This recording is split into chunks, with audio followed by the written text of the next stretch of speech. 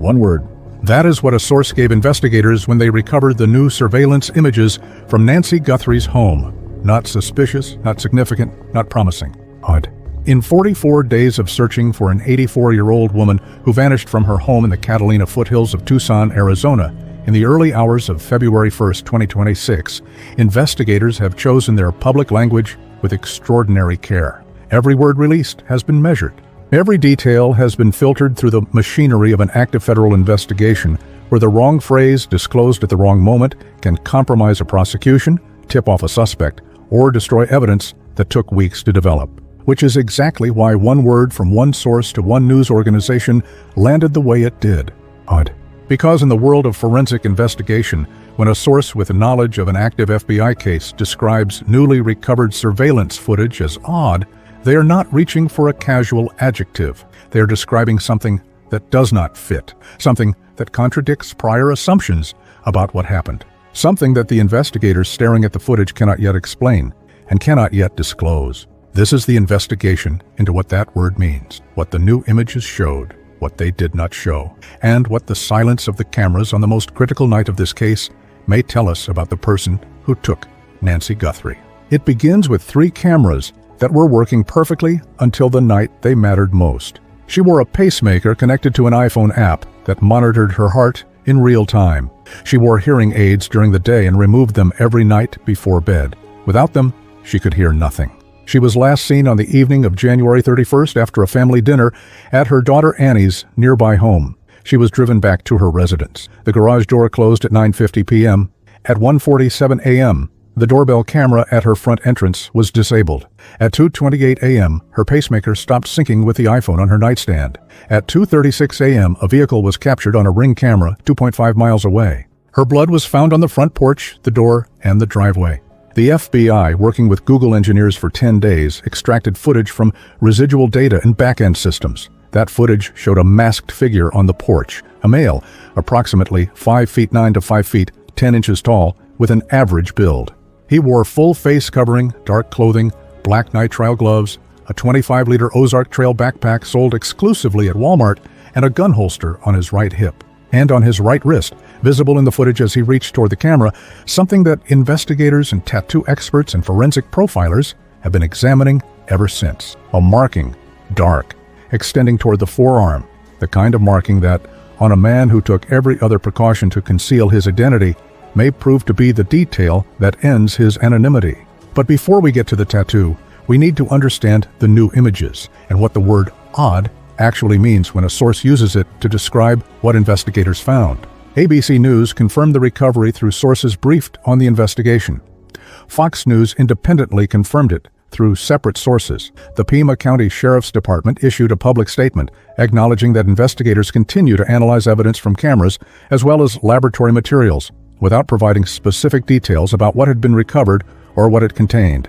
Here is what the images showed. In the period leading up to the abduction, in the days before February 1st, several people were captured by these motion-activated cameras in the back and side yard areas of the property. Investigators were able to observe them. After Nancy was taken, law enforcement officers were visible near the pool area in the recovered images, the aftermath of their arrival at the scene. And then comes the part that matters. On the night of the abduction, during the hours that matter most, the hours between 1:47 a.m. and 2:36 a.m. when everything happened, the cameras recorded nothing. Not the suspect, not movement, not a figure in the yard, nothing.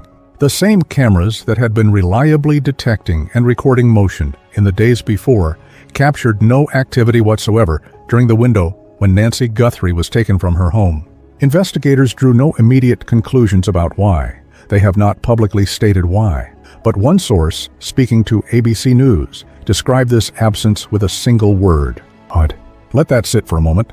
The cameras were working. They had been capturing motion and triggering recording in the days before the abduction.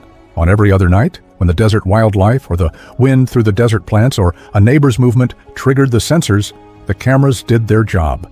But on the specific night when an 84-year-old woman was taken from her bedroom, carried through her front door, and transported somewhere in the dark desert surrounding Tucson, the cameras covering her backyard and side yard and pool captured nothing at all. No movement, no figures, no triggering events, nothing. Before we go further into what that absence means, If you believe documented facts matter more than speculation, subscribe to Unsolved Archive right now and turn on notifications. We follow the evidence wherever it actually leads. Subscribe and hit the bell. 3 scenarios exist that could explain why those cameras recorded nothing on the night of the abduction. The first is the simplest and the least disturbing. The suspect simply did not enter from the back of the property. He came to the front door. He disabled the front doorbell camera. He entered through the front entrance. The backyard cameras never triggered because nothing happened in the backyard. The absence of footage is not mysterious. It reflects the suspect's actual route of entry, which was through the front. The second scenario is more complicated. The cameras were affected by the same signal disruption that multiple neighbors reported experiencing that night. Several residents of the Catalina Foothills neighborhood confirmed to investigators that their Ring cameras showed as unavailable or failed to record during the window of the abduction. One neighbor who lives directly behind Nancy Guthrie's property confirmed to News Nation correspondent Brian Enton that his 2 Ring cameras, specifically the ones facing the side of the house closest to Nancy's property, went inactive during that period. They had never failed before. His dog woke up at the same time, went to the door, and stared in the direction of Nancy's house. If a signal disruption device was active in the neighborhood that night, something capable of jamming Wi-Fi signals within a range of 30 to 100 feet, it could have targeted the cameras on the back of Nancy's property the same way it appears to have affected her neighbors' devices. The third scenario is the one that investigators have not publicly addressed, and that the word odd points most directly toward. The cameras should have captured something, and they did not. There was movement in that backyard on that night. The cameras were in position, the motion sensors were functional, and whatever happened, wherever the suspect moved, however he approached, whether he came from the desert behind the house and crossed the property before making his way to the front door, the cameras simply failed to record it. That failure, if it was not caused by a signal jammer, suggests something more deliberate. Someone who knew where those cameras were positioned, someone who understood their range and their angle and their triggering threshold, someone who moved through the property in a way that specifically avoided the zones those cameras would detect. That is not the behavior of a stranger. That is the behavior of someone who had been there before and knew the layout of every corner of that property. Former FBI Special Agent Jennifer Coffindaffer said on record in her own name to Newsweek, "It makes no sense to me that this wasn't completely targeted. The individual who approached that door, head down, beelines toward that camera. They knew exactly where that camera was. If he knew where the front camera was, what does the absence of footage from the back cameras tell us about what else he knew?" Paul Powers, founder and CEO of FSNA, an AI-driven search and analytics company, explained the mechanics publicly in an analysis for News Nation. Wi-Fi jammers, he said, typically operate within a range of 30 to 100 feet and work by disrupting the signal between a device and its router, not by cutting the internet itself. If a device was connected by Wi-Fi to a home network and a jammer was active within that range, the device would lose its connection to the router. If the device was connected by Ethernet, it would maintain its internet connection. The jammer disrupts the wireless signal, not the underlying internet service. This distinction is forensically important. If investigators examine the router logs from Nancy Guthrie's home and find that the internet connection itself remained active while specific wireless devices lost their connection during the same window, that pattern would be consistent with a targeted Wi-Fi jammer, rather than a general outage or power failure. Powers also noted that it is possible to use a Wi-Fi jammer and still have footage upload to the cloud. If the footage is captured and uploaded in the seconds before the jamming is active, the data can make it to cloud storage before the connection is severed. This may explain why the doorbell camera, which was physically disabled rather than simply jammed, produced footage at all. The data from the prior visit and the footage from the night of the abduction were extracted from local flash memory in the device, not from cloud storage, through a forensic process that required 10 days of work with Google engineers. What it does not explain is why the backyard cameras, which had been functioning normally, captured nothing on the night that matters. Brian Enton raised a theory in his reporting that deserves serious consideration. If the suspect entered the property from the desert behind the house, crossing the open desert terrain that borders the back of the Catalina Foothills properties, and if he was carrying a signal jammer as he moved through that approach route, the jammer could have disrupted the cameras of the neighbors he passed before he ever reached Nancy's property. The neighbor whose cameras went dark may not have been affected by the jammer while the suspect was at Nancy's front door. He may have been affected earlier, while the suspect was crossing the desert toward the back of the property. If this is accurate, it changes the picture of how the abduction was executed. The suspect did not arrive at the front door and then disable the cameras. He may have disabled the neighborhood's surveillance capability as he approached from behind, moved through the back of the property without triggering the cameras there, and then arrived at the front door to deal with the doorbell camera by hand. Because the Wi-Fi jammer he carried had a range that did not reliably reach the front of the property from his position in the back. Former FBI profiler Jim Clemente said on Fox News Digital that when the suspect reached for vegetation to cover the doorbell camera lens, it revealed something significant about his level of preparation. He went out, walked out of the vestibule area, and grabbed some brush to try to cover it, and in the process, he revealed that I believe he has a tattoo on the underside of his right wrist, Clemente said. He also noted that the improvised use of vegetation to cover the camera suggests the suspect was not at all ready for that doorbell. If he had properly prepared for the front camera specifically, he would have brought a covering device with him rather than grabbing a plant from the yard in the moment. What this suggests, in Clemente's analysis, is a hybrid level of preparation, sophisticated enough to approach through the desert, sophisticated enough to have a jammer, sophisticated enough to conduct prior reconnaissance visits and know the property's layout, but not sophisticated enough to come prepared for the specific challenge of the front doorbell camera when he reached it. If his goal was to go in and to get out quickly, then he failed at that, Clemente said in a separate Fox News analysis. It may indicate that his goal was something else entirely, and the extended timeline inside the house became either an afterthought or the result of something going wrong. 41 minutes inside that house, a suspect who was prepared in some ways and improvising in others, and cameras that should have captured his approach from behind that recorded nothing. This is the detail that investigators and forensic experts have been examining most intensively since the doorbell footage was released on February 10th, and in the weeks since, the public analysis has become significantly more specific. In the footage, as the suspect reaches toward the doorbell camera to cover the lens, his jacket rides up on his right arm. Visible on the underside of his right wrist, the side that faces outward when the arm is extended, is a dark marking. In some frames, it appears to extend toward the lower hand. In others, the lighting and angle make it difficult to read clearly. But multiple experts have now examined the footage independently and reached similar conclusions about what they are looking at. Former FBI Supervisory Special Agent Jim Clemente was the first to publicly name it on the record.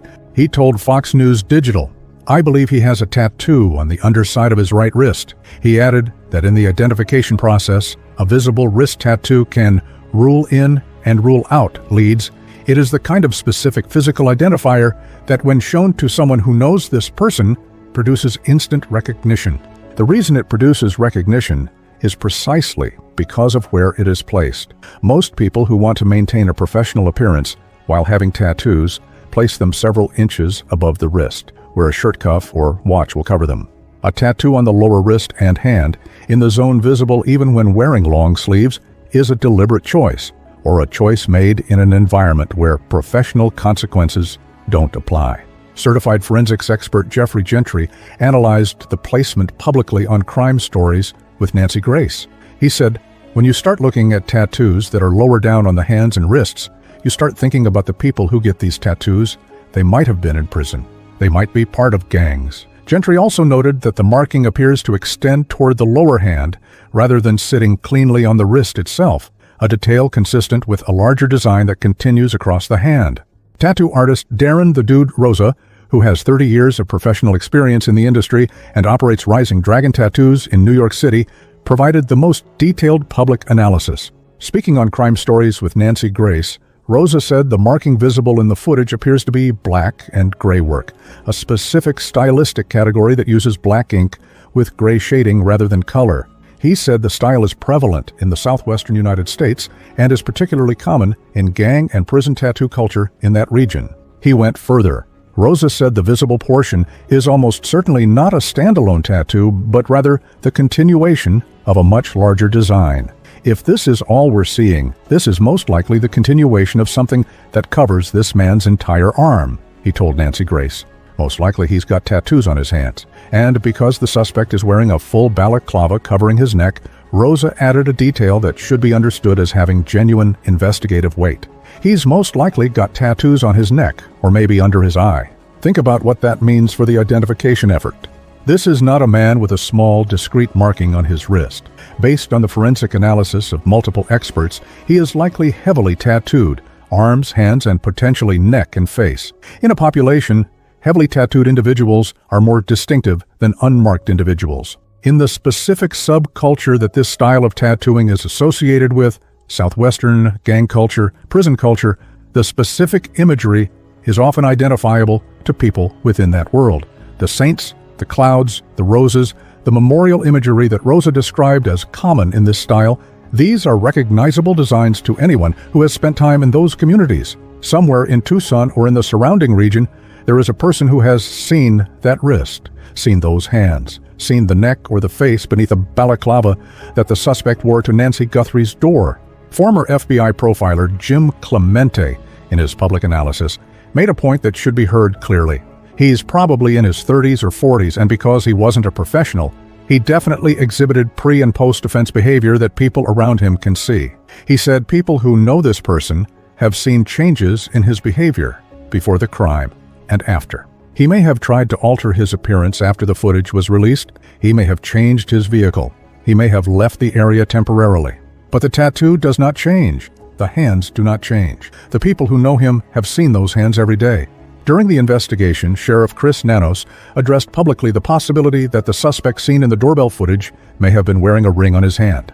"I look at the same photo you look at," Nanos said, "and I see it. I'm going to give that to my team. They'll analyze it and we'll see. Maybe it is." A ring worn on the hand of someone who otherwise took extraordinary precautions to avoid leaving physical evidence is a significant identifier. It is visible in footage. It is distinctive. It may be a wedding ring, a class ring, a religious ring, a gang ring. Each category narrows the pool of possible suspects in different ways. Combined with the tattoo, the physical profile of this suspect is becoming more specific with each expert analysis. Male, approximately 5 feet 9 to 5 feet 10 inches tall. Average build, heavily tattooed in black and gray, consistent with Southwestern gang or prison style, with markings visible on the right wrist extending toward the hand and likely continuing up the arm and potentially to the neck. Possible ring on the right or left hand. This is not an anonymous silhouette anymore. This is a person with a documented physical profile that someone in his life recognizes every day. Former FBI Supervisory Special Agent Steve Moore said it directly on a national podcast. The only people with knowledge of what happened are the people who did it. The ring, the tattoo, the backpack, the holster, the specific combination of all of them on one person. Someone in Tucson has seen all of those things in one place. Investigators asked neighbors to submit surveillance footage going back to January 1st, a full month before the abduction. Within that request, they specifically flagged January 11th, asking neighbors to focus particularly on that date between 9 p.m. and midnight. A neighbor who lived close to Nancy Guthrie and had known her for years reported to News Nation correspondent Brian Enton that around January 11th, she saw a suspicious man walking in the direction of Nancy's house. She observed him from her window while getting ready in the morning. She said she could not make out his face. He was wearing street clothes, not shoes appropriate for exercise, and a baseball cap pulled very low. He was hunched over, walking slowly, looking around. He did not fit the neighborhood. He was moving too slowly for someone getting exercise and was paying specific attention to the street where Nancy lived. She told her husband about it at the time. She has since spoken to the FBI multiple times about what she saw. The FBI is zeroing in on January 11th. Multiple neighbors have reported that when investigators visited their homes, they asked specifically about that date. Do you know anything about what happened on January 11th? Do you have any video from January 11th? That is not a routine canvas question. That is a targeted inquiry into a specific date that investigators believe is relevant to what happened on February 1st. The prior surveillance visit, established by sources speaking to ABC News, CBS News, CNN, and Fox News, placed the suspect at Nancy's front door before the night of the abduction in an image captured without the backpack he carried on February 1st. If January 11th was the date of that first visit, the reconnaissance period was 21 days. 3 full weeks of whatever the suspect was doing between his first approach to that door and his return with the backpack and the plan.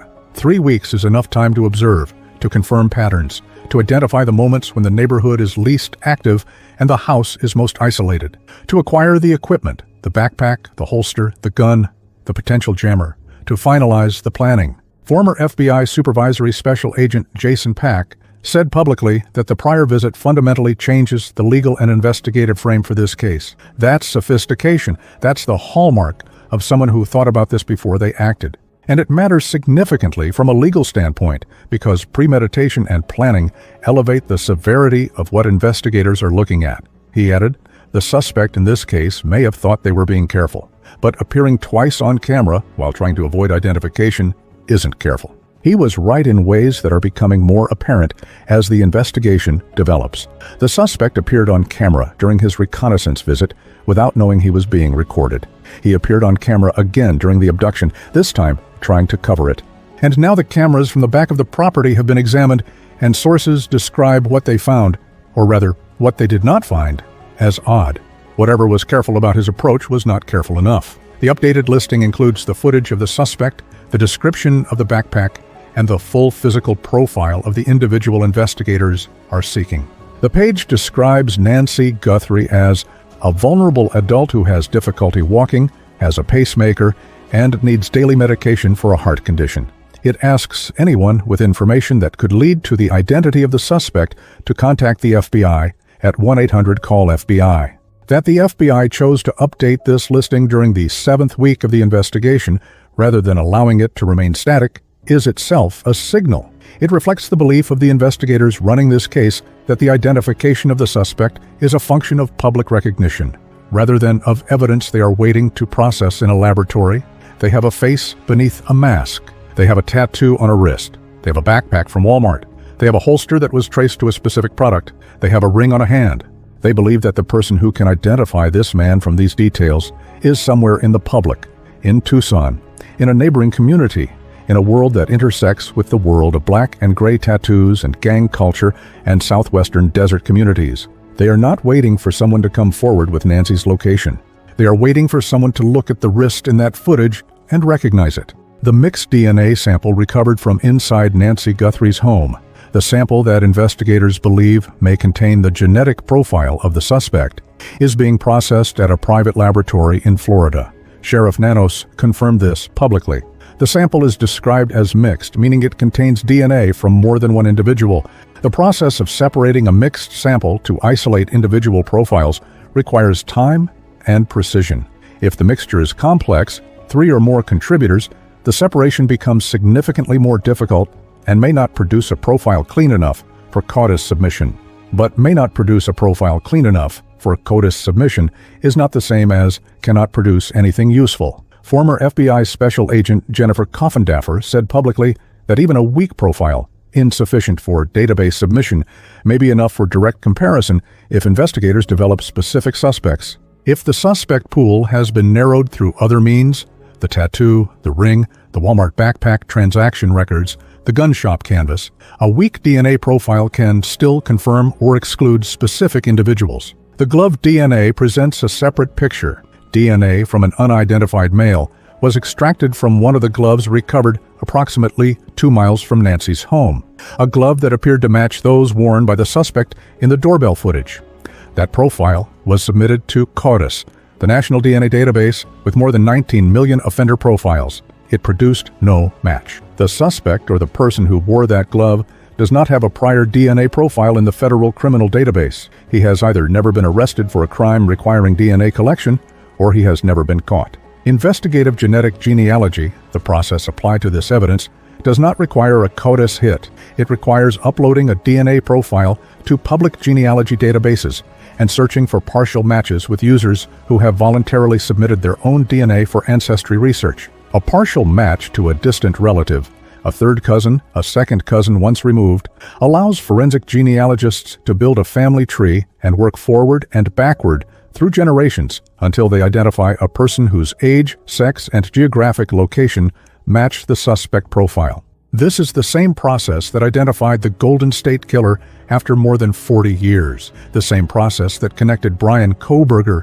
to the Idaho murders within weeks, the same process that has resolved cases cold since the 1970s. The FBI confirmed in mid-February that the DNA profile from the glove was expected to be uploaded to the relevant databases pending quality control review. Whether that upload has occurred and what partial matches it has generated, if any, has not been publicly disclosed. But the science is working. It is working in a Florida laboratory. It is working in genealogy databases. It is working in the router logs extracted from Nancy's home, in the cell tower data being mapped by the FBI's Cellular Analysis Survey team, in the Walmart transaction records being traced for the specific backpack, in the gun shop records being cross-referenced for the holster. All of it working at the same time. All of it pointing toward the same person. The person with the tattoo on the right wrist. The person who appeared on camera twice and thought neither time would be recorded. If the suspect came from the desert behind Nancy's property, approaching across the open terrain that borders the Catalina foothills homes from behind, he would have had to cross the back portion of Nancy's property before reaching the side and front. The cameras covering the pool, the backyard, and the side yard should, under normal circumstances, have detected that movement and triggered. They did not. The cameras had been reliably triggering in the days before. They triggered for people in the yard, whatever routine activity or maintenance was happening in that space in the period leading up to February 1st. They triggered for the law enforcement officers who arrived after Nancy was gone, but not on the night she was taken. 3 explanations remain active. A signal jammer active during the approach, a route through the property that specifically avoided the camera trigger zones, which would require prior knowledge of where those zones were, or something else that the investigators examining the footage have described only as odd and declined to specify further. The third explanation is the one that should keep everyone focused on the detail of the prior visit. A man who visited Nancy Guthrie's front door in January, who stood on that porch and looked at the camera and walked away and came back 3 weeks later, had 3 weeks to study this property from multiple angles, from the street, from neighboring properties, from any position that would have given him a view of the cameras, their coverage zones, their angles, their placement, relative to the approach routes from the back. 3 weeks is a long time to study a camera. It is long enough to know where to walk. 44 days since the garage door closed at 9:50 p.m. and Nancy Guthrie walked into her home for the last time. 44 days since the cameras at her pool, her backyard, and her side yard were recording normally. 44 days since something happened to those cameras on the most critical night of this investigation. Something that a source with knowledge of the newly recovered images described with a single word: odd. That word is not the end of the story. It is the beginning of a specific investigative question that the FBI has not yet answered publicly, that the Pima County Sheriff's Department has not addressed in a press conference, the last one of which was held 37 days before this video was published, and that the evidence being processed in laboratories and genealogy databases and cell tower analysis systems has not yet resolved. But the evidence is working. The tattoo on the right wrist is in the FBI database. The backpack is being traced through the Walmart transaction records. The holster has been identified and is being cross-referenced through gun shop sales. The January 11th footage request is being fulfilled by neighbors who are checking their archives and finding things they did not know were there. A neighbor saw a man walking toward Nancy's house on January 11th, baseball cap pulled low, head down, moving slowly, paying specific attention to her street. She told her husband, she told the FBI. And somewhere, the man she saw knows that she did. The cameras recorded nothing on the night Nancy was taken. The investigators found something in that nothing that one source described as odd. And the word odd in an investigation where every public statement has been measured and filtered and chosen for specific investigative purpose is not a casual observation. It is a thread being pulled. And threads, when pulled with the resources of the Federal Bureau of Investigation and the tools of 2026, eventually lead somewhere. Submit tips at tips.fbi.gov. The reward is $1.2 million, $1 million from the Guthrie family, $100,000 from the FBI. If more than one person is involved, and multiple former FBI agents have said publicly that they believe this was not a one-person operation, the first person to speak receives the cooperation agreement. The second receives the full weight of the prosecution. Former FBI Special Agent Maureen O'Connell said it on record. If there's more than one person involved, which I believe there is, they're now in an air fryer. It's just who's going to jump out first. $1.2 million is a lot of pressure to place on the trust between two people who did something together that they cannot undo.